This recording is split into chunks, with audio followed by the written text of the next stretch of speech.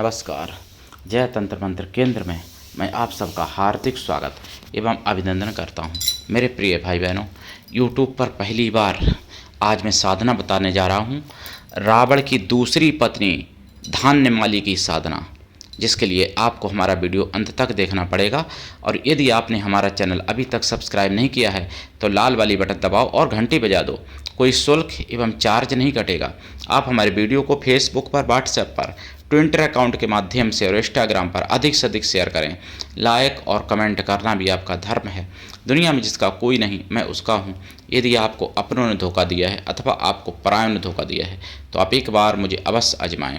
हमारा mobile number है 9305 63 71 73।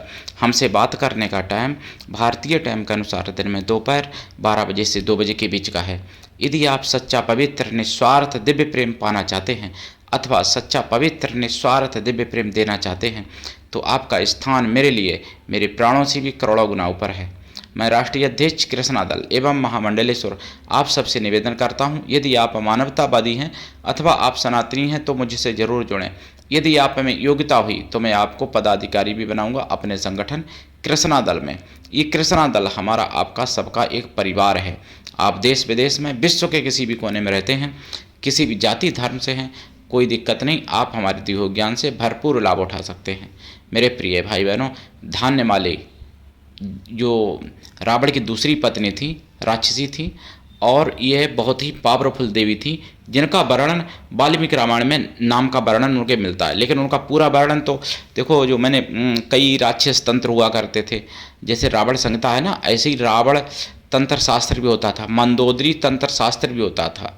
तो इसी तरीके से मंदोदरी तंत्र शास्त्र जो होता था, उसी तरीके से धान्यमाली जो रावण की पत्नी थी दूसरी, उनके नाम से भी एक तंत्र शास्त्र था जो मुगलिया शासन में जला दिया गया है, प्राय नष्ट कर दिया गया।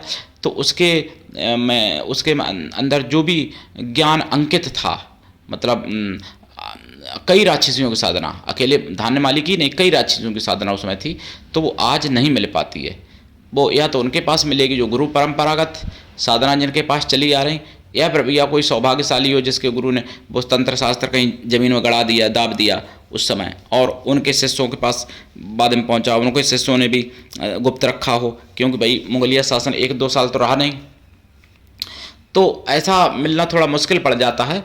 और फिर दूसरी बात ये भी है कि पुरानी पुस्तकें जो होती हैं उन पर सरकारी जुर्म भी होता है, मतलब सरकार उनको जब्त कर लेती है। जो पुरानी पुस्तकें होती हैं, जैसे अभी 1000-2000 वर्ष पहले की मिल जाए पुस्तकें, तो उनको सरकार जो है जब्त कर लेगी, और जिसके पास पुस्तकें होंगी उनके ऊपर जुर्माना भी लगेगा, ऐसा भी प्रावधान है।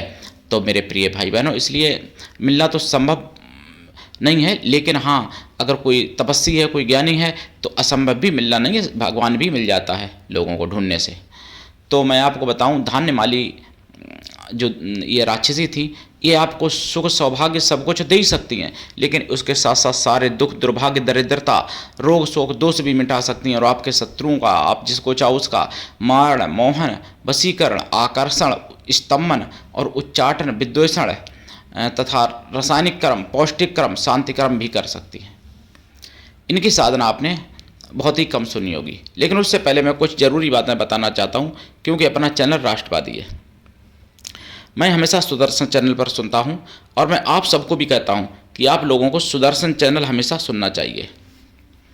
सुदर्शन चैनल 24 घंटा सुनना चाहिए, फिर जब समय मिले तब सुनना चाहिए। जितना सुन सको उतने से कुछ ज़्यादा ही सुनना चाहिए, और जितना देख सकते हो सुदर्शन चैनल को टीवी पर, उससे कुछ ज़्यादा ही देखना चाहिए आपको, ऐसे समझ लो आप। क्यों कि इसमें सच्चाई सब कुछ दिखाई जाती है, अच्छाई और सच्चाई सब कुछ दिखाई जाती है।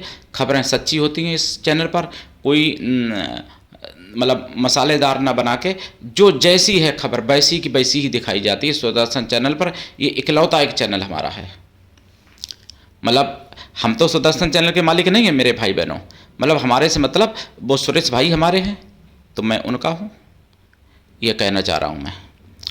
चैनल तो भाई वैसे वो हमसे परिचित भी नहीं हैं, लेकिन डॉक्टर सुरेश चौहान के जी जो हैं उनको मैं एक तरह से परम पूजनीय मानता हूँ, जबकि मैं महामंडलेश्वर हूँ, लेकिन फिर भी उनको मैं परम पूजनीय मानता हूँ। मेरे प्रिय भाई बहनों, तो सुदर्शन चैनल पर लव जिहाद के बारे में, लैंड जिहाद के बारे में और जो भी तरह तरह की जिहाद हो रही हैं सभी के बारे में दिखाया जाता है। और सुदर्शन चैनल पर मैंने देखा था 30 अप्रैल 2026 को कि प्रयागराज के जज ने, अतुल नाम के जज ने मुसलमानों की सिफारिश की है, मुसलमानों की मतलब तरफ से पक्षधारी की है। मतलब एक मैं प्रश्न आपसे पूछता हूँ, ये मत बताओ, आपकी कोई दुकान हो, अगर आप हिंदू हैं उस पर जांच हो सकती है। आपका कोई कॉलेज या स्कूल हो, छोटा या बड़ा, उस पर जांच हो सकती है। आपके पास पैसा कितना है, उस पर जांच हो सकती है। आप कि पहले प्रॉपर्टी कितनी थी और अब कितनी है, उस पर जांच हो सकती है। जुर्म भी हो सकता है, आप जेल भी जा सकते हो अगर आप हिंदू हो तो।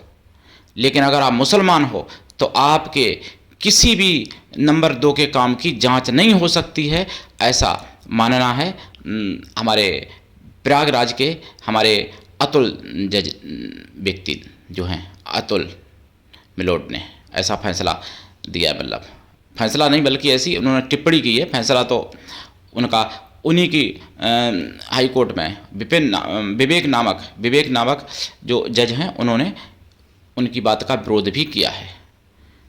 तो आप ऐसे समझ लो, मुसलमानों का भला होने के लिए, मुसलमानों का भला मतलब मुसलमानों की जो है गलतियां छुपाने से क्या व्यक्ति सस्ती लोकप्रियता प्राप्त कर सकता है, ये प्रश्न समझो आप, मुझे बताना इसका उत्तर। और हिंदुओं को दबाने से, हिंदुओं का पतन करने से क्या कोई सस्ती लोकप्रियता प्राप्त कर सकता है? तो मुझे तो लगता है कि हाँ ऐसा है, क्योंकि तभी तो जज साहब ने ऐसी बातें कही हैं। नहीं तो जज साहब तो कोई राजनेता नहीं है भाई। नेता तो जो होते हैं विपक्षी नेता, वो तो हिंदुओं को काटने मारने की बात करते ही हैं और मारते भी हैं। मुलायम सिंह जैसे लोगों ने मरवाया था कई हिंदुओं को। और तमिलनाडु के जो हैं वो, उन्होंने भी मतलब बुराई की। ओवैसी 15 मिनट में हिंदुओं को समाप्त करने की बात कहता है। लेकिन अगर यही बात कोई मुसलमान के बारे में बोल दे तो हमारे तथाकथित हिंदू नाम वाले मिलोट साहब ही उसका पक्ष करेंगे और हिंदुओं को काटने के लिए शायद लाइसेंस दे दें हिंदुओं को मरवाने के लिए। तो ये कैसे क्या होगा और क्या हिंदुस्तान बचेगा, कैसे हिंदू धर्म बचेगा? मुझे तो इस बात की बहुत चिंता है मेरे भाई बहनों। लेकिन हाँ, साधनाएं करो, साधनाओं से बहुत कुछ बदला जा सकता है। चाहे वो देवी साधनाएं हों, देवी की मतलब देवी देवताओं की, चाहे राक्षसों की, चाहे यक्षों की, चाहे गंधर्वों की, चाहे नागकन्याओं की या किन्नरियों की, शोधनियों की, योगिनियों की, गंधर्व कन्याओं की, अप्सराओं की, भूतनियों, पिशाचिनियों की, कोई भी साधना हो, साधना से बहुत कुछ तो बदला जा सकता है। लेकिन पूरा बदलना संभव नहीं है, क्योंकि उनकी संख्या बहुत ज़्यादा है। जैसे कहावत में कहते हैं ना, हर डाल पे उल्लू बैठा, तो वही बात है, हर डाल पे नहीं, यहाँ तो हर पात पे उल्लू बैठा है भैया। तो क्या कहें, कैसे पूरा हिंदुस्तान बचेगा, कैसे हिंदू धर्म बचेगा? और हमारे हिंदू धर्म में तथाकथित हिंदू नाम वाले व्यक्ति ही ऐसे जो हैं जो यहाँ तक कि हिंदुत्व को भूल जाते हैं और ऐसे मूर्ख हैं, अपने गुरु तक को भूल जाते हैं, अपने गुरु का मारण तक कर देते हैं।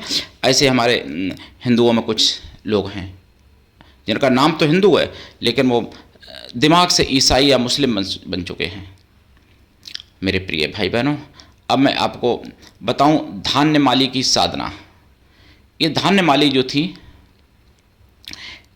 तो ये बहुत बड़ी मतलब शक्ति थी और राक्षसी शक्ति थी और अनेक राक्षसी शक्तियों से संपन्न थी। राक्षसी यानी मंदोदरी के बाद में जो दूसरा नंबर था रावण की पत्नियों में, वो धान्यमाली का था।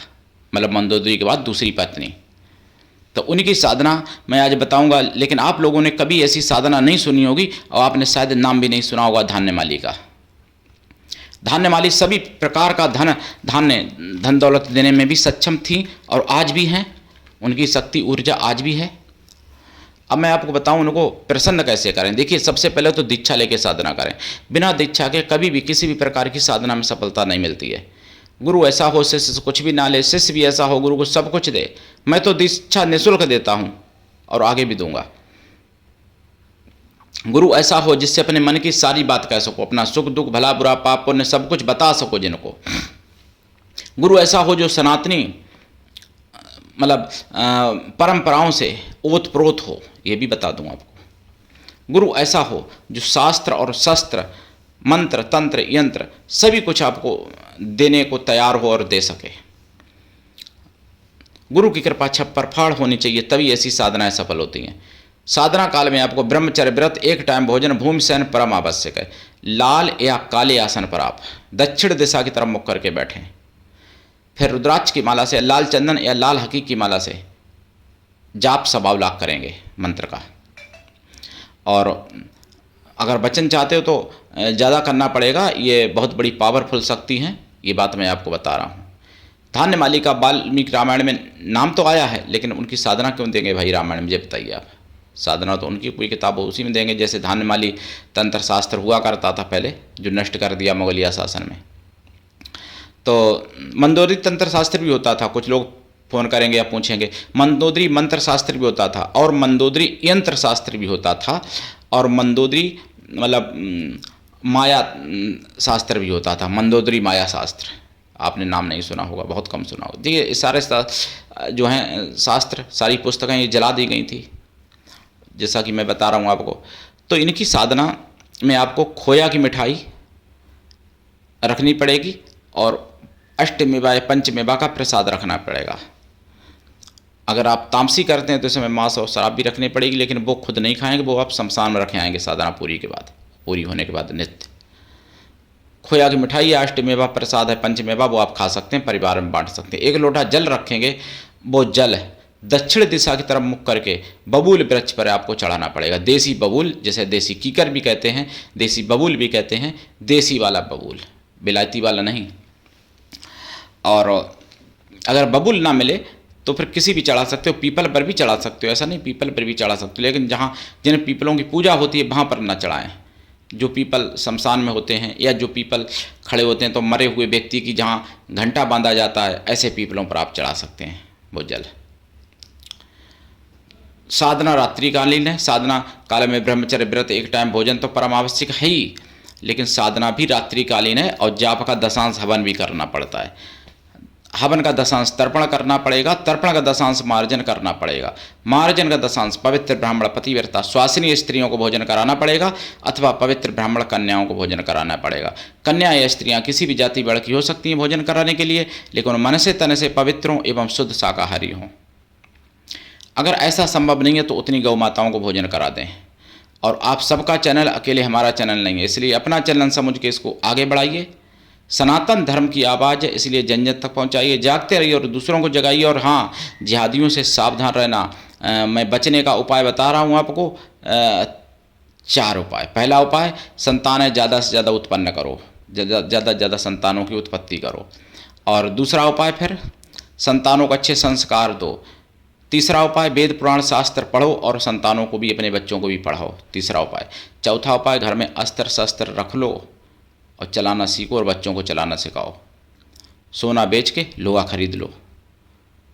अगर सोने की ज़्यादा शौकीन हो तो सोना काम नहीं आएगा, जब जिहादी भीड़ घर में घुसेगी आपके, तब लोहा काम आ सकता है। तो सोना बेचो, लोहा खरीद लो, वैसे भी सोना बहुत महंगा है। मेरे प्रिय भाई बहनों, मैं आपको जो धान्यमाली की साधना के बारे में बता रहा था, तो धान्यमाली साधना के मेरे पास कई एक मंत्र हैं। एक मंत्र नहीं, धान्यमाली साधना के गात्री भी है, उनका तंत्रोक्त मंत्र भी है, उनका साबर मंत्र भी है, और उनका मतलब लौकिक मंत्र भी है, और एक नहीं कई मंत्र हैं धान्यमाली के, मैं आपको बता रहा हूँ। और धान्यमाली को असुरास्त्र की भी सिद्धि थी, उस असुरास्त्र का भी मंत्र मेरे पास है। लेकिन ये सब दीक्षा लेने पर मैं देता हूँ, इसमें कोई संदेह नहीं है। लेकिन हमसे परिवार की तरह जुड़ें। अब आप विश्वास करेंगे तभी लाभ होगा, तभी फायदा होगा, तभी साधना सफल भी होगी। आप 10 जगह भटक चुके होते हैं तो 11वीं जगह कितनी भी अच्छी हो तो भी आप विश्वास नहीं करते हैं। 10 जगह आप करोड़ रुपए अगर बर्बाद कर दिए हैं तो 11वीं जगह आपसे कोई 100-200 भी रुपए मांगे तो भी आप नहीं दे पाते हैं, क्योंकि आपका विश्वास नहीं होता है। हालांकि मैं दीक्षा निःशुल्क देता हूँ, कभी दीक्षा का शुल्क न लिया, न कभी लेता हूँ, न लूँगा कभी, ये ध्यान रखना। तो धान्यमाली की साधना आप कर सकते हैं और लाभ उठा सकते हैं। आज के लिए इतना ही। धन्यवाद। जय श्री राम। हर हर महादेव। वंदे मातरम। जय सनातन। जय हिंदू राष्ट्र।